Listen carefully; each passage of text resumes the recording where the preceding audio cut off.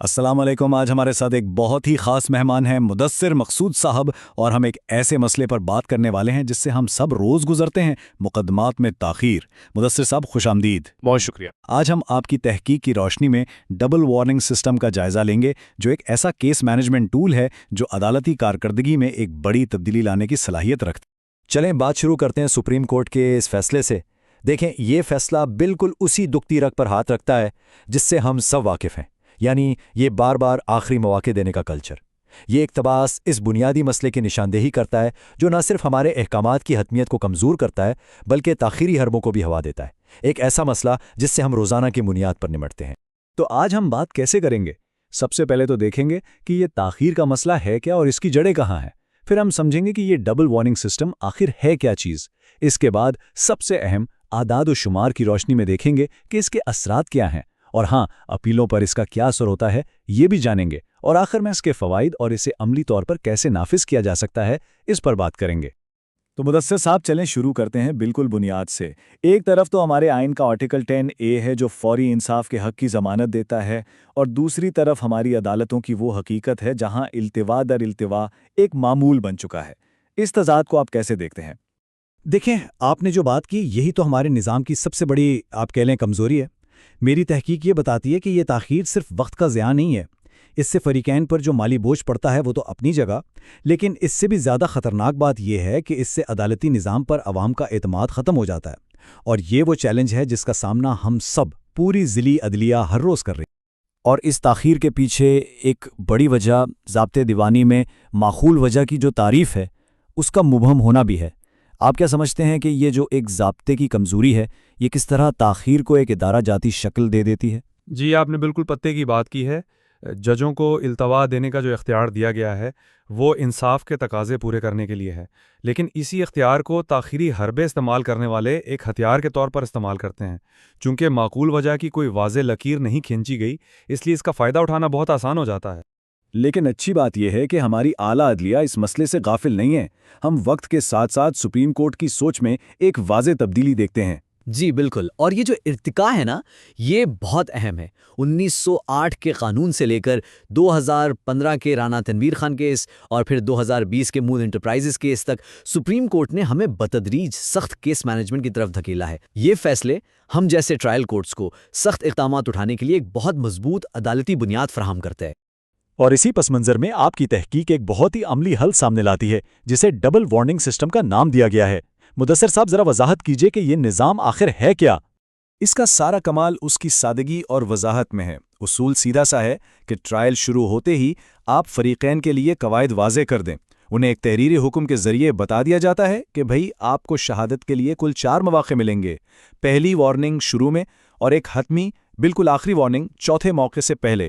اس سے کوئی اگر مگر کی گنجائش ہی نہیں رہتی اور پورے عمل میں شفافیت آ جاتی ہے۔ اچھا، تو اس کا مطلب ہے کہ اس کا نفاذ بہت ہی منظم طریقے سے ہوتا ہے؟ جی بالکل، ہوتا یہ ہے کہ پہلے ہی دن آپ ایک تحریری حکم دے دیتے ہیں کہ بھائی آپ کو 4 موقع ملیں گے، بات ختم۔ اس کے بعد 3 موقع استعمال ہوتے ہیں اور چوتھے موقع سے پہلے ایک اور حتمی تحریری وارننگ جاری کی جاتی ہے، اور پھر یا تو شہادت مکمل ہوتی ہے یا پھر قانون کے مطابق کارروائی کا فیصلہ ہوتا ہے۔ یہ قدم بقدم طریقہ کار جج کو کیس پر مکمل کنٹرول دیتا ہے۔ اچھا، یہ سب باتیں تو تھیوری میں بہت اچھی لگتی ہیں، لیکن اصل سوال یہ ہے کہ کیا یہ سسٹم عملی طور پر کام کرتا بھی ہے یا نہیں؟ تو آئیے اب ذرا وہ اعداد و شمار دیکھتے ہیں جو آپ کی تحقیق سے سامنے آئے ہیں۔ یہ ہمیں بتائیں گے کہ یہ صرف ایک اچھا نظریہ نہیں بلکہ عملی طور پر بھی انتہائی مؤثر ہے۔ یہ اعداد و شمار واقعی دیکھنے والے ہیں۔ جہاں پہلے والے نظام میں ایک مقدمہ اوسطاً 6 سال سے بھی زیادہ چلتا تھا، وہیں ڈبل وارننگ سسٹم اسے 2 سال سے بھی کم پر لے آیا۔ اور التوا کو دیکھیں، مدعی کے التوا 29 سے کم ہو کر صرف 6 پر آ گئے، اور مدعا علیہ کے 15 سے کم ہو کر تقریباً 4 رہ گئے۔ یہ تو صرف بہتری نہیں ہے، یہ تو ایک انقلابی تبدیلی ہے۔ اور یہ چارٹ دیکھیں، یہ تصویر خود بول رہی ہے۔ ایک مقدمے کی اوسط عمر میں 2/3 سے زیادہ کی کمی، یہ اس سسٹم کی سب سے بڑی کامیابی ہے، اور یہ فوری انصاف کی فراہمی کے ہمارے آئینی فرض کو پورا کرنے کی طرف ایک بہت بڑا عملی قدم ہے۔ میزبان مدثر صاحب، ذرا اس ایک عدد پر غور کریں۔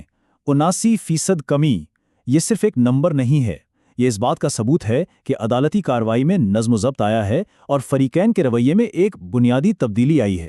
آپ نے بالکل درست فرمایا۔